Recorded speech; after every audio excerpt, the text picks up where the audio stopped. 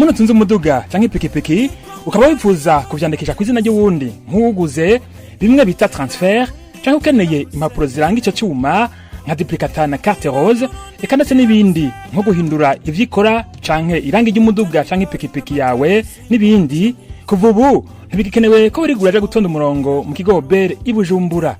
Ubu biroroshe ivyo vyose ubu bisigaye bikorerwa mu ntara za ruguru nka Gitega, Ngozi hamwe na Muyinga. Obert ikora neza mu kutworohereza.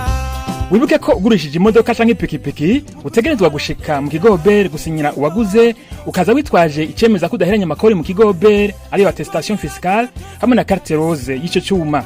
Uwaguze nawe azana fotokopi ya karangamuntu ni ya NIF, ifoto nto y'umucanwa, akariha n'amafaranga 40 ku modoka n'ibihumbi 25 ku ipikipiki.